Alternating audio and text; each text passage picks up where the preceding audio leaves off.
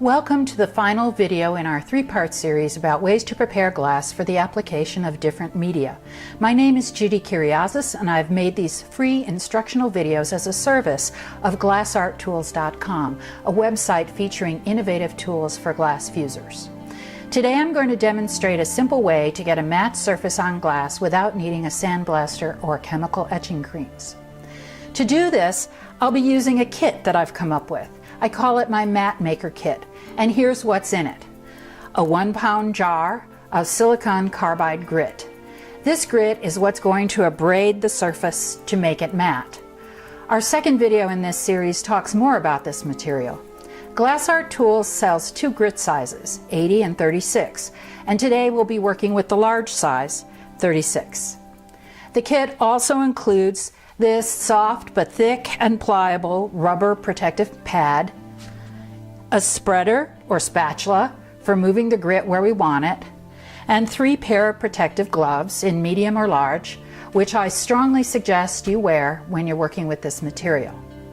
Beyond the kit, you'll need to provide some things. One is a stable work surface, like a countertop or table, that's at a height where you can comfortably apply pressure without having to bend over or strain your back. Secondly, you're going to need a container of water that you can pour out in small amounts to mix with the grit. Then you want to have 2 pieces of glass that you want to start with to make matte. You can work on any size, although the pad is 12 by 18 inches, so it's best to start with pieces smaller than that. The first time you do this, I suggest starting with 2 medium pieces, around 6 to 8 inches or less. Then you will need a small bucket. For smaller pieces like the ones I'm working on today, I use a yogurt container that's half filled with water. You'll use this to rinse your piece by dipping it in, rinse your hands and your spatula just by dipping, because the grit is heavy and it's going to fall off. If you're working with a larger piece, then find a larger bucket or a dishpan. After you're done, you're going to wait for the grit to settle, and you can pour off the water and use the grit again. You'll also need the all-important respirator mask to keep you from inhaling the powder particles. And optional is a clock or timer to keep track of how long you've been grinding away. Okay, let's begin. Set up the glass so that the smooth sides are facing in towards each other. Put on your mask and gloves and a plastic apron if you have one.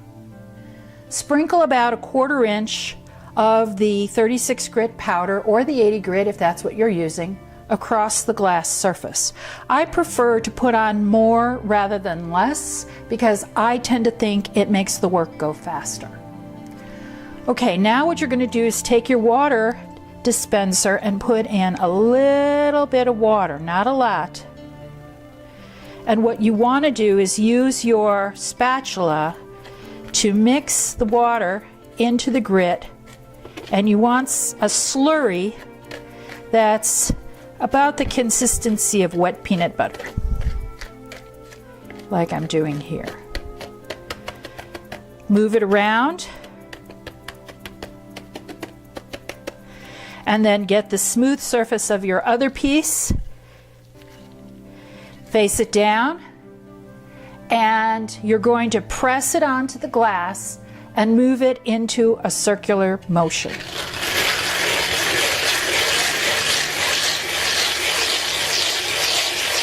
Now notice, 2 things happen. One is the grit starts escaping, and you can just scoop it back on with the glass or your spatula, or what I do sometimes if I'm working with a lot of grit is just to pick up the mat from underneath and put the grit on top.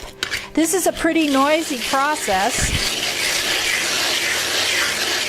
so I'm going to stop and give you some tips on how to do your strokes onto the glass.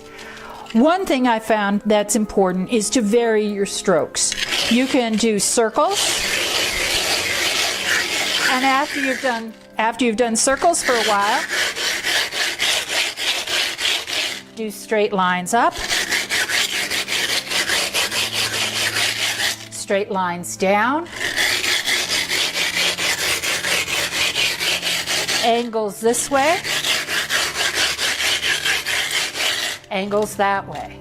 Okay? Keep replenishing your grit as you're working.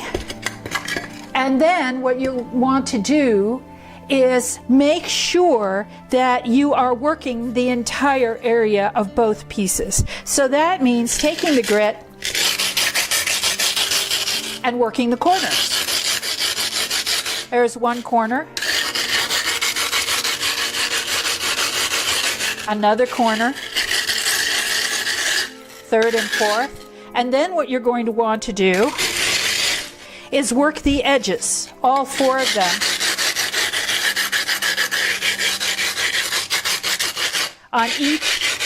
on each piece. You can picture that, okay? Add a little more grit if you need it, and a little more water if your grit starts getting too dry, and just keep working it around. Now what I found is that my hands get tired, so I'll use a fist to move it around. You need to do a minimum of about 10 minutes of grinding.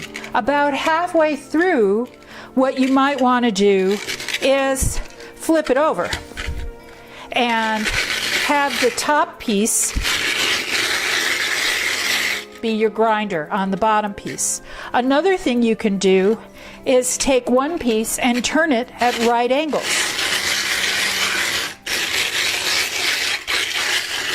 Now I want to remind you, and since you often probably score and break glass, you don't want to put much pressure along an edge because you may break that piece. So just be careful on what you're doing.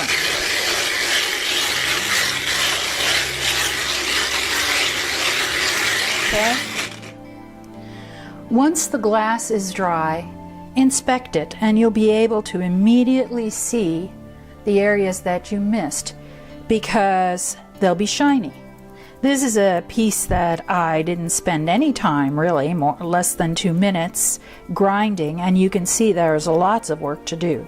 So if you have areas like this, your paint's not going to stick to it as well, so you're going to want to start from scratch, get more grit, add it to it, and use a smaller piece of glass, or one of those fused pieces of glass that you don't know what to do with because you don't want to throw it out. It's thick enough that you'll be able to use the edges of that to go in with your grit and your water to regrind those areas that you need to turn into matte areas. And this is really one reason why you want to choose a smooth piece of glass. When you have all of these ripples, it's going to be more difficult to get everything matte. Once you get the hang of this, you can work on grinding larger pieces than you require. That way you can score the reverse side and cut off what you need and keep the remaining piece on hand for future use. That way you'll get more glass work done per session. Okay, finishing up. When you think you've ground as much as you need to, remove as much grit as you can using the spatula. And then you're going to take it over to your container of water or water bucket and just dip it in. Turn it over, dip it again. This is much better for your pipes than rinsing it off in a sink. And also, as you dip things in here, the grit will settle to the bottom after a few hours, and you can go outside, pour off the top water, and use that grit again in the future. Here I am sweeping up the rest with a spatula, dipping that in, and last but not least, I dip in my gloves. Finish rinsing your clean pieces of glass in the sink and put them out to dry. You can get our mat maker and dozens of other innovative tools and colors, most priced well under retail, at our Glass Art Tools website. Thanks for watching and happy glass fusing!